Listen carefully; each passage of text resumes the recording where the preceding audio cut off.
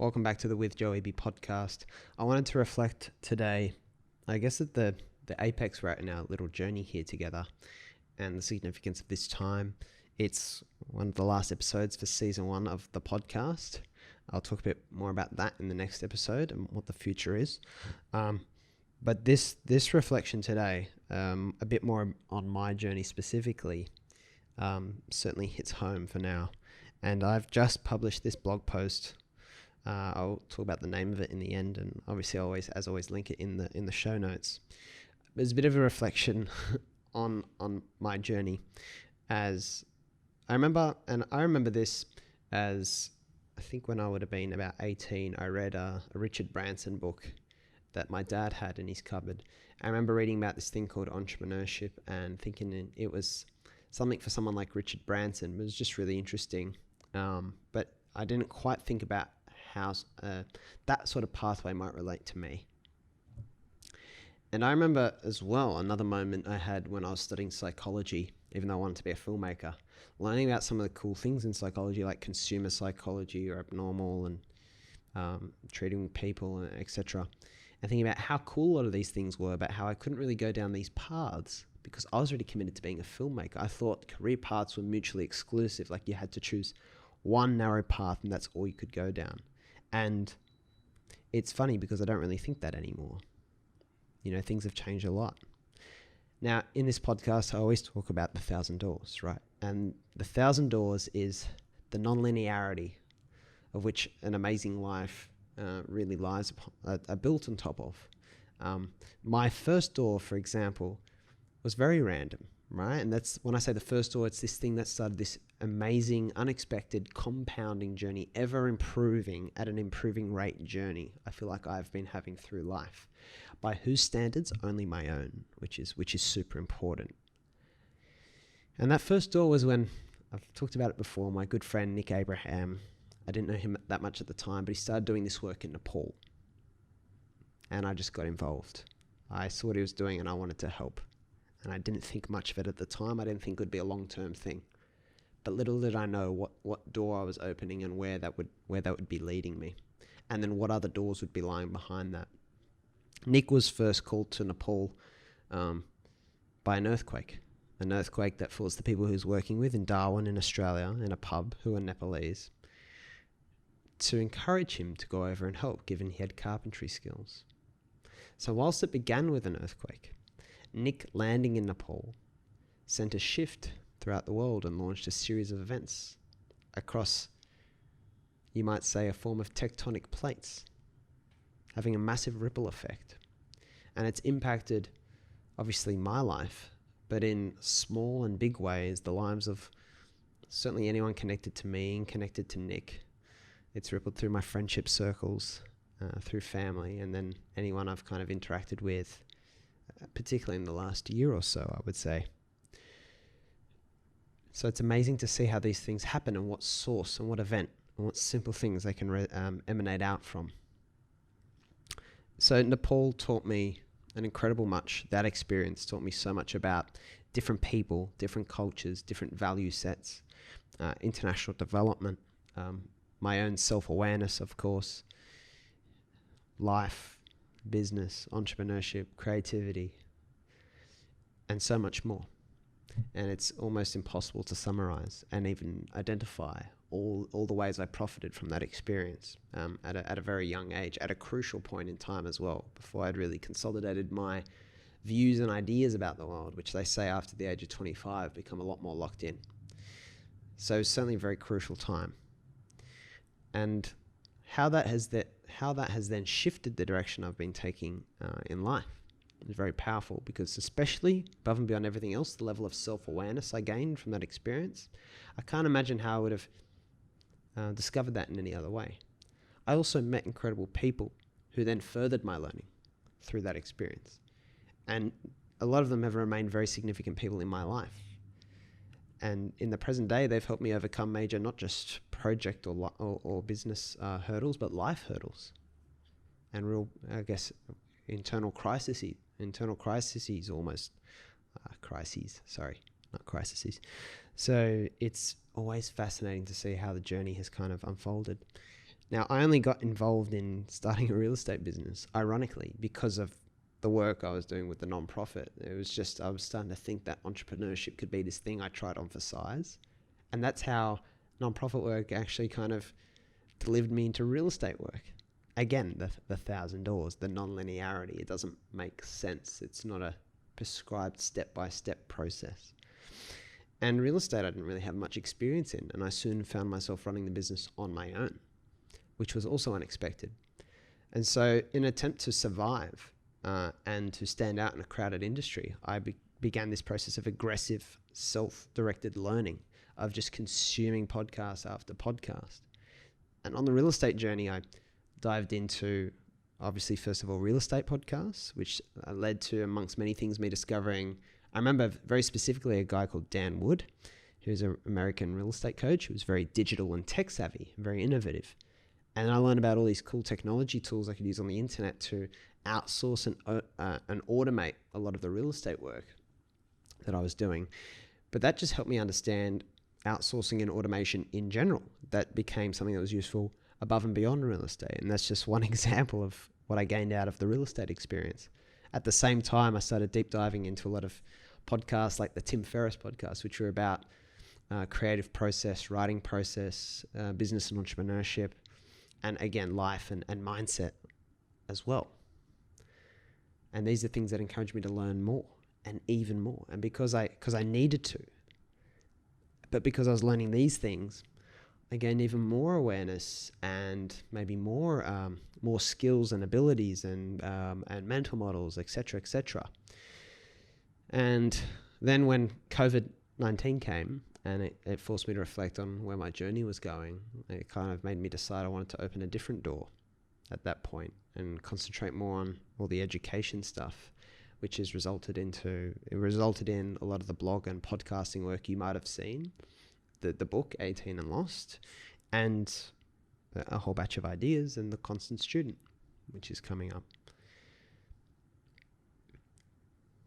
So it's amazing to see how all these random doors connect to one another.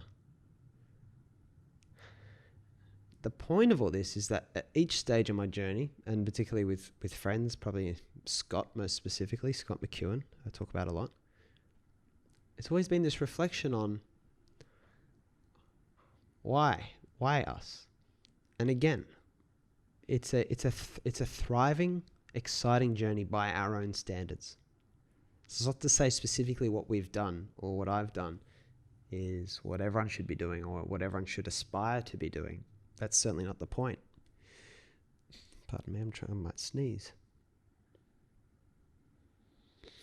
The point is discovering what you ought to be doing and opening your own set of random doors.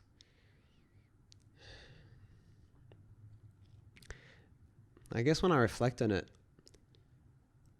I feel like I have less stress than all the friends I know now who are doing their own different things. But I feel like I have more flexibility. And I feel like the journey is a bit more exciting. It's a huge generalization. I don't assume to know everyone's individual circumstances. But I also don't believe that many of the people I know are really tapping their potential, the way that they could serve themselves and others. And it's always really interesting to see. The compounding life compounds in almost every worthwhile direction and means of return. Right? You tend to learn more. You meet cooler people who help you learn more. You get wiser and you get better probably at all the elements of life, like relationships and financially and opportunities and again learning. And when I talk about the compounding journey, it's a curve up and up and up and up, and it increases at an increasing rate. And it's a no-brainer. It's a no-brainer, the whole compounding return. So the question always is, why doesn't everyone seem, from where I'm standing, to be living that way? And how could they be helped to get on that journey? The 1,000 doors. And there's probably a couple of reasons. And I think a key one is not being able to recognize it. Again, Harry Potter living in the cupboard under the stairs. doesn't recognize he's a wizard and decides to go to Hogwarts. He has to be called. In Narnia, in The Lion, Witch and the Wardrobe, the children, Lucy, I think it is first, discovers the wardrobe and the first door by accident, which is what happened to me. So controlled luck and randomness is certainly part of the tale. But it's not just blind luck. Now, there's a quote, and I've put in the blog post here, from Alex Benign's book, The Third Door. I'll just find it. Yeah, from a Microsoft executive he befriended and interviewed called Qi Lu. And I think this unpacks everything you need to know about luck. Luck is like a bus, he told me. If you miss one, there's always the next one. But if you're not prepared, you won't be able to jump on. Now, that's how I think about luck and the gift of randomness in the doors, is that you can't catch the bus when you're sitting in your home, hiding from the world. You need to come down to the bus stop. And then I guess once you've caught buses for a while, you might know where the good bus routes are and where you should be positioned when those buses come along. And then all you need is the criteria for when you get on and get off the bus. And this is just a parallel analogy to the 1,000 doors that I rest on so heavily in this work. It's just that so often you won't recognize the first door because it's hidden in a wardrobe, but behind that door lies fucking Narnia. Lies this magical world that is just a step away from the world you're living in now. And it's not this big leap. It's not leaping from where you are now to being Richard Branson or Shakespeare or any creative or entrepreneur or big thinker or revolutionary. It's just that you haven't taken the first door that inevitably leads there with the $1,000 journey. So my question to you today is, where is your controlled luck and where is your randomness? And this is my challenge to the way we think about learning and education. Because the $1,000 is not aided by, studying math and science. These things have their value in very different ways. But the journeying is very much directed by controlled luck and randomness and understanding how to be positioned. I believe I've developed incredible skills and abilities over the last couple of years, especially the last 5 years of this crazy journey I feel like I've been on. And a lot of that the seed of that has been planted by luck and randomness, getting to meet certain people because of this project I took up to fill the time. So that's what sets you on the journey. But obviously as you learn and you journey on and you get more experiences and failures and meet more people and etc., then you can keep compounding. There's very little that will stop you compounding except for dropping the momentum, I guess. And then that's what I was reflecting on in the blog post today, and that's what I've been reflecting on in life. So I reflect on this as the ideal to strive for in my mind is that of being what I would call the constant student. So I wrote a bit about that, just reflecting on what that is. And why the student? Well, the student is always learning and is never the master. The student has a ceiling on where their ego can go. Unlike the teacher, the expert, or the master, the student is never held back by thinking they know it all. They wisely remember at all times how little they know, and for this reason they remain open-minded. They see the exciting journey to be had and the opportunities to be taken up. They notice the 1,000 doors. They live the compounding life and see greater returns on their time without necessarily working harder or taking on more stress. They never need to know the most. They never need to be right for the sake of being right. Instead, they look for the right way, which is the way that is most fun, most meaningful, and most dedicated in its service to others. They don't seek money. They don't seek fame. They don't seek glory. Their currency is learning. Because if they have the right learning, everything else will fall into place. The relationships, the money, the impact. Their only enemy is indifference. Specifically, indifference to learning. The constant student asks the right question, which is not what to learn or even how to learn, but first, why to learn. And their answer, because you're learning is your journey. Your journey is your life. And so your life is your learning. How you can be the constant student. For this reason, we named our new community that we're starting after the book 18 and Lost, the Constant Student Community, and plan to fill it with people who resonate with this ideal of lifelong, humble learning. Our mission is to reduce the excuses and the barriers. And the excuses are, I don't know how. As in, you don't know how to embrace the 1,000 doors. You don't know how to control luck and randomness. I don't have time to source new opportunities. I work full time. I'm paying a mortgage. I'm too busy with study. I don't have time to put myself at the bus stop. I can't afford to open the first door. I can't afford to do my own startup. I can't afford university or college or study. I can't afford to take time off. I'm not aware of where this first door is. I wouldn't know where to start. How do I go find new opportunities? I don't want to open the first door. The idea of being in Narnia is not one that I like. This community fits into your full-time life. It is affordable for most, and in our marketing, it will be our duty to make you aware of it. Its purpose is to set you on the path of the 1,000 doors, to fit easily into your schedule, even if you're working full-time, and even if you can't afford maybe the entry points to other interesting opportunities and journeys. Our hope is that we can hopefully squeeze it into your life.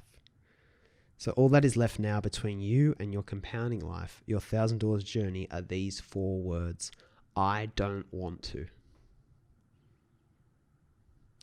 So if you want to join the Constant Student community or just learn more about it, you can do that in your own time. I'll put a link in the show notes. It's www.constantstudent.com.au. That's the URL for now.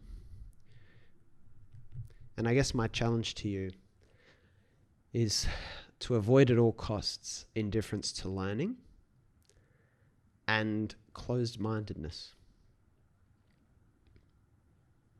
Because you're doing something now with your life. You're maybe studying, you're working full-time, maybe you've started a business, maybe you're working on a podcast, I wouldn't even know. And it's always hard to assume, and I never assume myself, that I figured it all out. Because we only have one life. And it would be quite a shame to have gone deep into our journey and realized that there was another path we should have taken, or a door we should have at least checked and glanced into. So our hope is to provide plenty of new things you can learn and experience and projects you can do and ideas you can try and emphasize in the community like the Constant Student. And I unashamedly promote it because I believe in it so much. I'm not just doing this to fill my time or as a hobby. For me, this is the gap I see in the world right now. So I unashamedly sell it to you with no reservation. And have a look at it. Inquire for more information if you need. And if it's not for you, that's fine. But I want to ask you what you are doing about your learning journey, because that is the ultimate purpose. This is the time to reflect on where you're going and how you plan on getting there. And no one can teach you what lies behind the doors in your life. So how are you going to open the first one and the second one? Remember always, of course, that the best way to open 1,000 doors for you is to concentrate on opening doors for others. This has been the With Joe Wehbe podcast, and we'll see you again tomorrow.